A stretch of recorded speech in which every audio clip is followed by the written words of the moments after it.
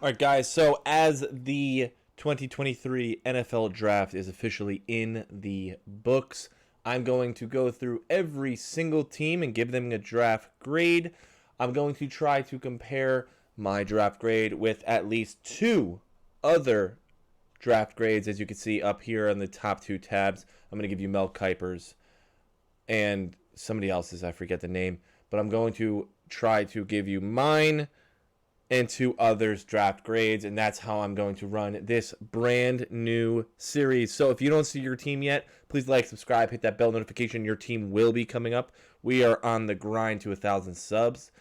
Any support is greatly appreciated. So let's jump into this one. I had to start off the series with my favorite team, the Los Angeles Chargers. So heading into the draft, what did they need? They needed receiver. They needed defensive line. They needed linebacker, running back, and corner. Probably in that order. So, their first pick at pick 22, they chose the wide receiver Quentin Johnston out of TCU. Once again, 6'3", 208. Notice that I said TCU twice. It's going to be a trend here. So, position rank, 4th. Overall rank 29, grade 88. His pre-draft analysis: Johnston is a deep threat with the speed to stretch the field, and he does a good job of tracking the ball over his shoulder.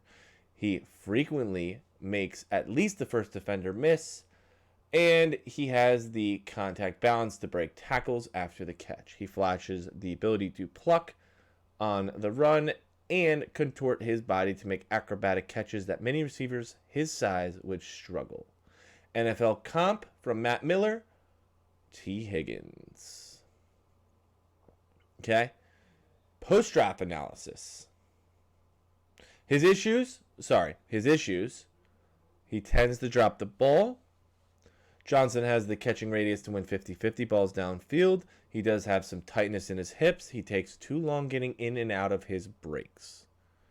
That's from another analyst. So, post-draft, Johnston is a big target with vertical stretch ability, something Chargers fans have been begging for in this offense.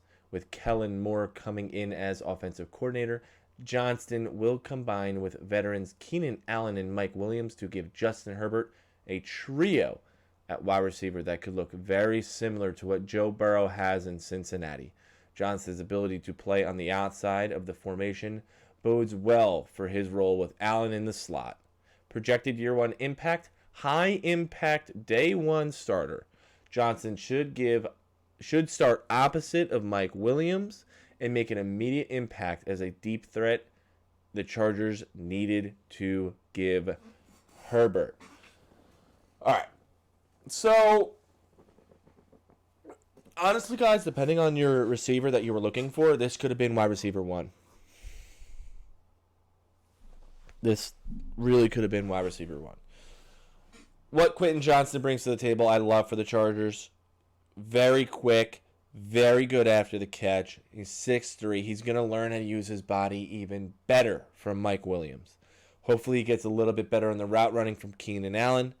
But the most important thing, speed. Speed. Why did they not go Zay Flowers here? They have Jalen Guyton, who's a very quick guy. And Zay Flowers is explosive after the catch, but he's small. He's under 6 foot. The Chargers like to build with bigger guys, and hence Quentin Johnston. I'm going to give this an A-. This tells me they were looking more for a replacement of Mike Williams rather than Keenan Allen. If you were looking for a Keenan Allen replacement, I think Jordan Addison would have been the pick here. But either way, you can't go wrong with the big bodies. I'm giving this an A-. Scroll down. Tuli Tulupiloto. Probably butchering his name in every single video, but it is what it is. 6'3", 266 out of USC. The kid dropped weight coming into the combine. But pre-draft analysis. Very versatile defender who excels at splitting blockers and making plays in the backfield regardless of where he lines up. He shoots his hands, stacks blockers, and sheds in time to make plays when he's not shooting gaps. Powerful edge rusher who extends his arms, drives blockers, and disengages late. His quick first step and active hands make him a tough matchup for interior offensive linemen when he kicks inside to rush the passer. His frame raises concerns about his ability to develop into an every down defensive tackle. Like I said, he dropped weight. Post-draft, this is probably going to be the more important player here. A top 50 player on my board. This is by Matt Miller. Top 50 player on my board. Tulupuloto is a versatile defensive lineman who played on both the interior and exterior at USC. The Chargers, a 3-4 defense, has the ability to line up as 5 technique. Means he could play immediately with Bosa and Mack coming off the edges around him. He also has the trait to bump inside to 3 technique in 4-man fronts. I'm going to give this one a B+, strictly because there were other people still on the board that may have been a better pick here. I like the kid Harrison out of OSU. I can't believe how far out of Bawari fell, but that's a totally different story. I'm going to give this a B+. Now you got Henley here, interior linebacker, Washington State. He's the 4th linebacker, 75th overall, grade 76. Pre-draft analysis. Henley is an undersized linebacker with instincts in short area bursts to split blockers and make plays in the backfield. He can keep blockers off his frame with his length, closes well, and chases with good effort. He stood out covering backs during one-on-one week in the Senior Bowl, and he has the speed to carry tight ends down the seam. If you noticed, this is consistent. Who's he going to be playing now? Michael Mayer, Travis Kelce. Those are the big boys that he's hopefully going to be able to help out with. And it's not just a Derwin James assignment. He hasn't reached his potential as a pass rusher, but he has had 3 sacks against Colorado State last season, flashing the ability to win with his hands. Post-draft. Chargers signed Eric Kendricks to start next to Kenneth Murray, but Kendricks is a 31-year-old player. Look at Henley to contribute in sub packages and on special teams before developing into a starter. Also, the Chargers declined Kenneth Murray's 5th-year option. So, guys, this could be an eventual starter here.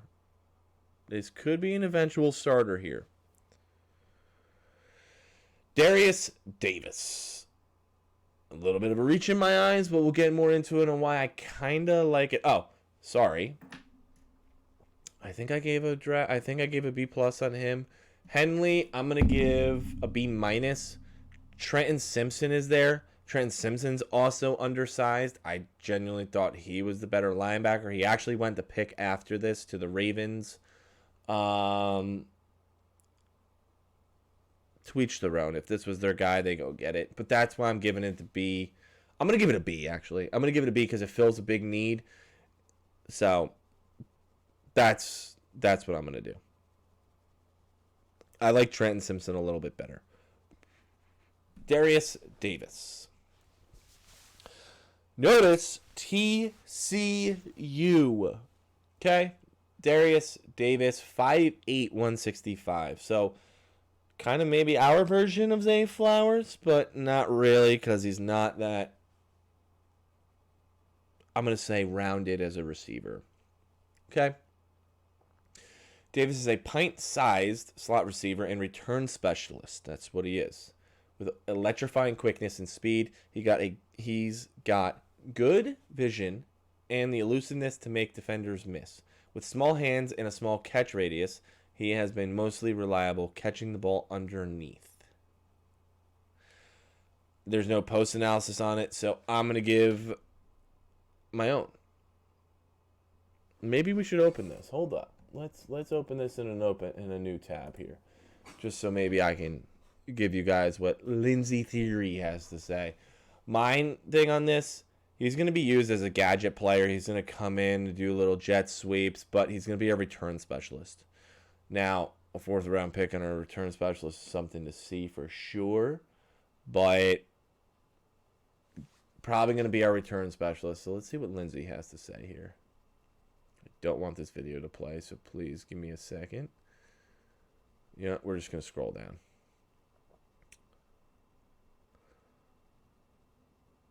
Here, this is a big stat by Tooley as well. Last season, he led the FBS with 13.5 sacks, the most by a USC player since Kenichi.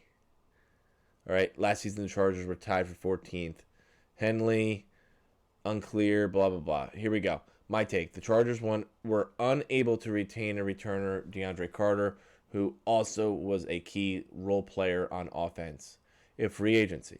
So, Davis fills an immediate need on special teams. His speed will also contribute another dimension to the Chargers' offense in a receivers group that includes Allen, Williams, Palmer, Johnston, Davis' TCU teammate who had the Chargers selected in the 1st round.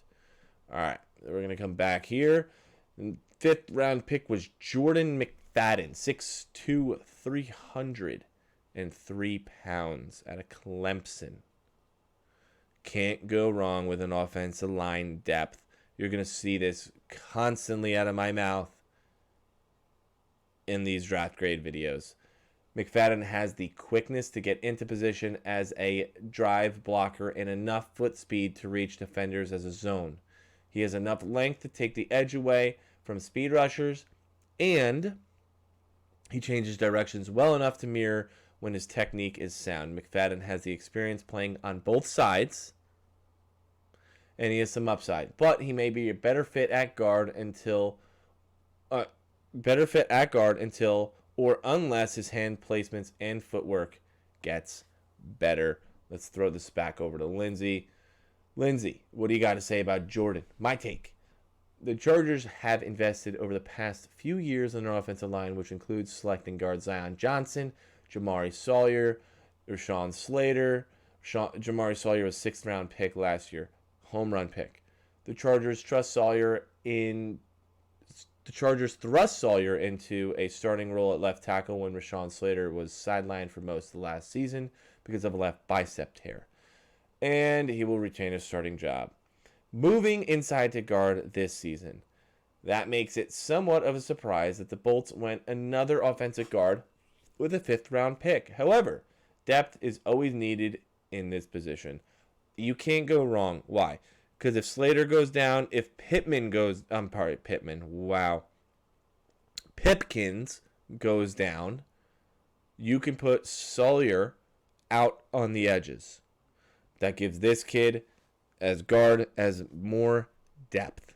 This is a good pick in my eyes for the Chargers. I don't think I rated the Darius Davis. Darius Davis, this probably gets a C minus.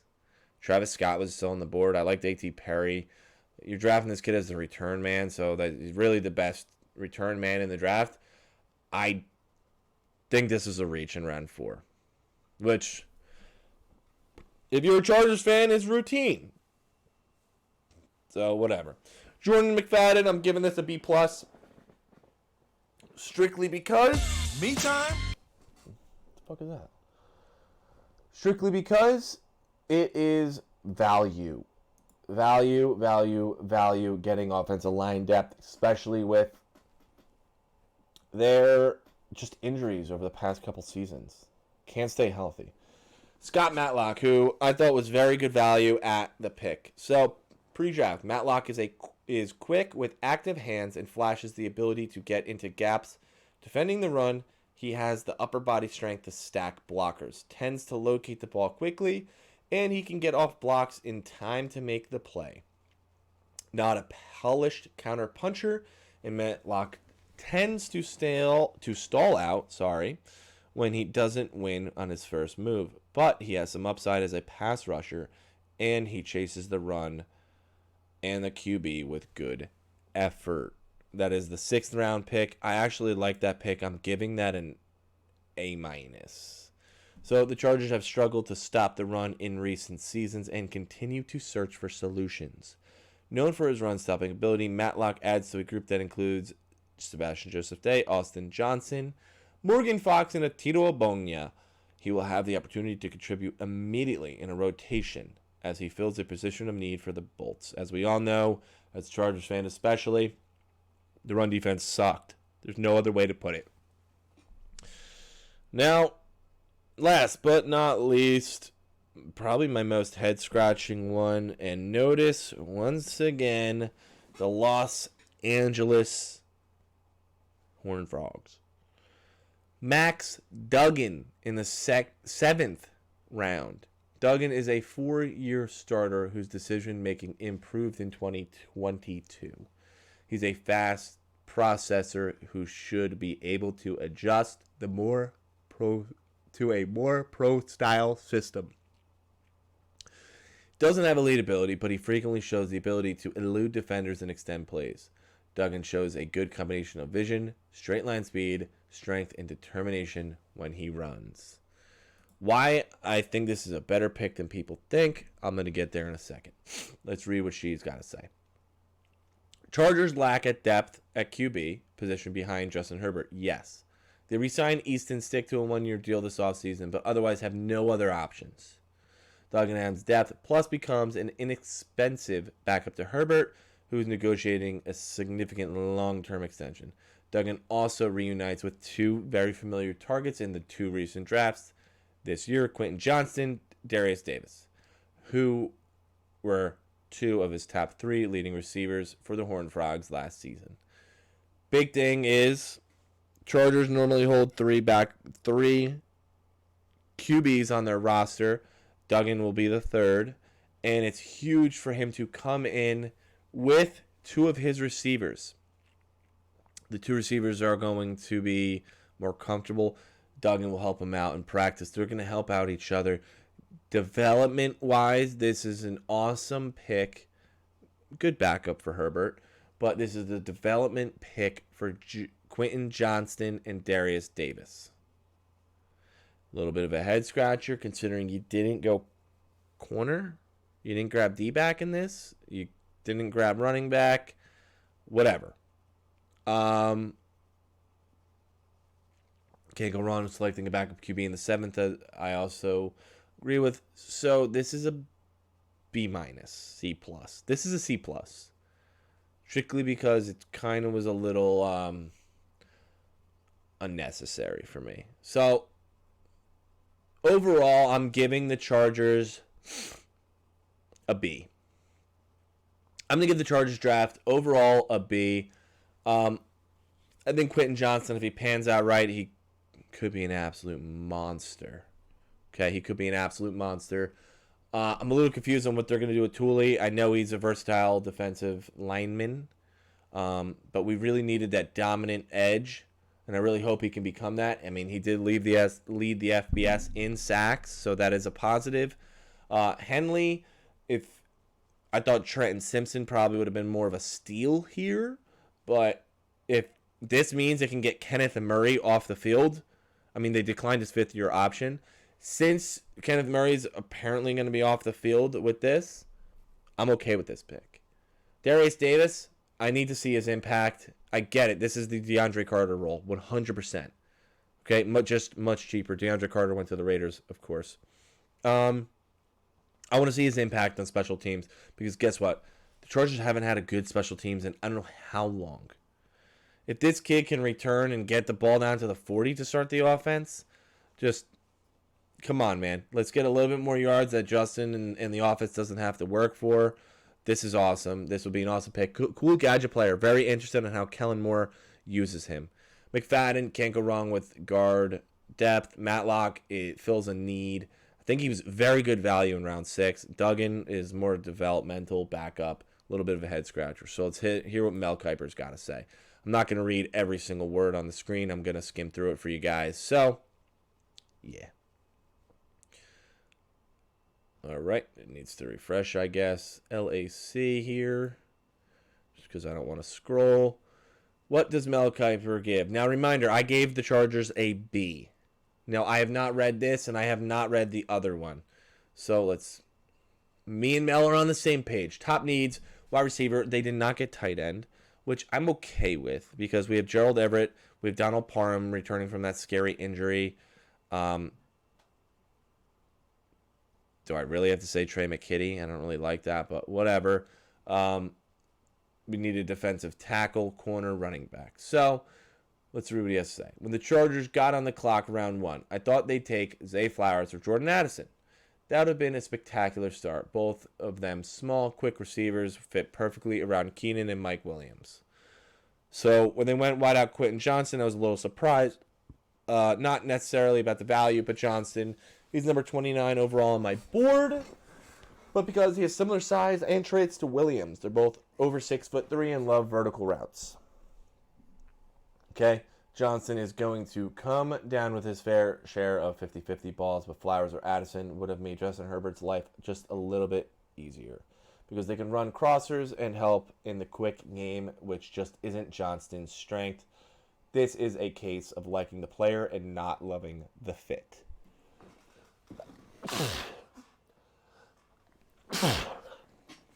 If you don't say bless you in the comments, you're rude.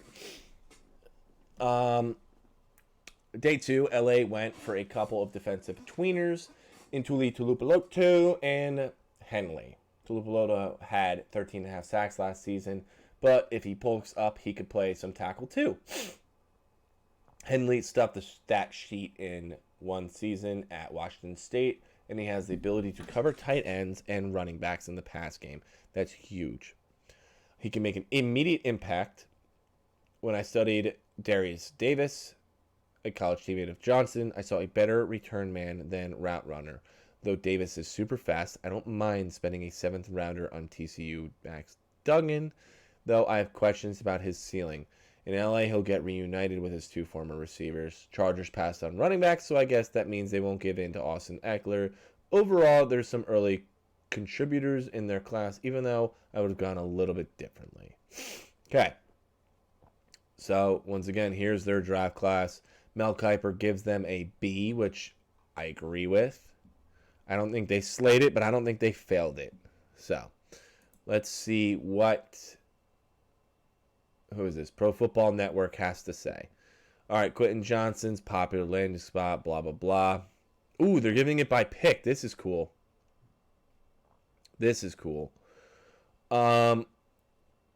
These ads are brutal. I can't stop that. Whatever. Quentin Johnson, B+. Chargers fans wanted Flowers and Addison. Johnson gives Herbert a genuine 3-level threat at the next level. Johnson has the size. Zero sugar. Didn't want that.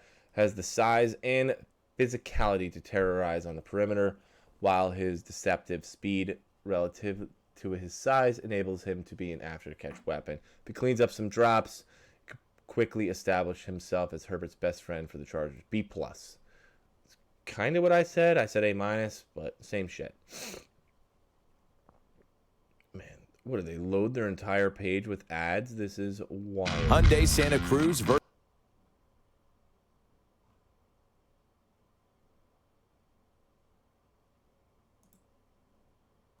they don't want to pause, I can tell you that. Round 2, Tuli Tuipulotu. Probably still butchering his name, whatever. Chargers address position of need. Tallied a ludicrous 22 tackles for loss, 13.5 sacks. Boom. Although he weighed in substantially less at the NFL Combine, literally what I said, than he was listed during his time with the Trojans, his combination of size, strength, and explosiveness should make him a difficult edge rusher to compete against in the NFL.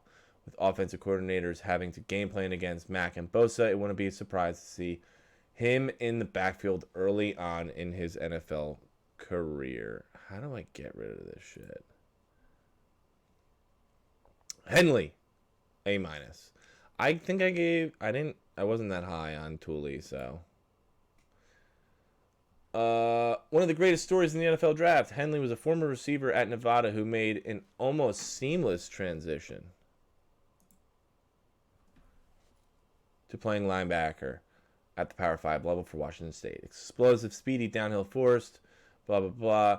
For a player some might consider undersized despite being chiseled, Henley boasts impressive tackling form. The Chargers add another impact player on defense. Remind me not to do this website again because the amount of ads on this are absurd. What'd they give him? A-.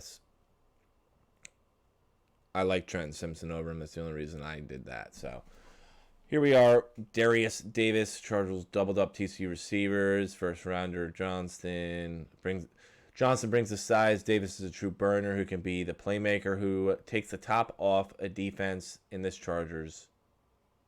It's supposed to say offense. In this Chargers offense. That said, there was more highly ranked players on the board, and I just said that before. This is a C. This is going to be the return man. So, pick 5, Jordan McFadden, B. A lot of people expect Chargers to address offensive tackle early in the draft. They left into the 5th round. McFadden's combination of solid pass protection, devastating run blocking, and elevated technical ability makes this a solid pick. That's a B. Matlock, C+. Received some hype late in the day. Boise State defensive tackle has demonstrated the ability. Dude, these are brutal. Demonstrated the ability to impact the backfield, plays games. His lateral agility allows for some versatility, but he needs to spend some time in the weight room before he could be a contributor. 6th round pick. You can't expect the kid to be a contributor immediate. That's a C+. I gave it, I forget what the hell I gave it, but I thought it was really, really good value. Round 7, Max Duggan. The 3rd kid out of TCU the Chargers took. So, Los Angeles finds their new backup of the future. Explaining why Justin Herbert hasn't signed a new contract yet. Yeah, okay. Duggan's football intelligence makes him an ideal clipboard holder. Davey O'Brien, QB of the year, following his exploits for the TCU this fall. He joins teammates Johnson and Davis as Horned Frogs on the West Coast. They could have and should have added a corner here, B-. What do we got down here? Nothing.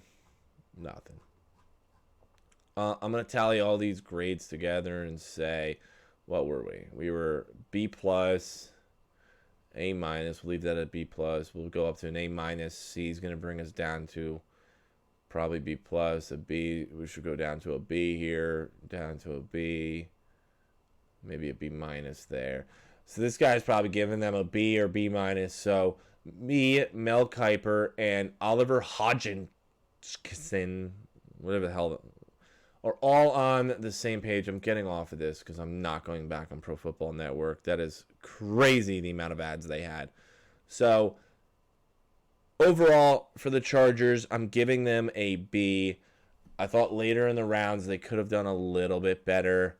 Henley, I just have to see how he pans out. Tulupeloto, sack machine. Hopefully he can continue that in the next level. Guys, down in the comments, if you are a Chargers fan, please, please, please let me know what you guys think of the draft. Let me know if you completely agree or disagree with me. If you're not a Chargers fan, let me know who your favorite team is and what you think of your team's draft. As always, guys, thank you so much for watching.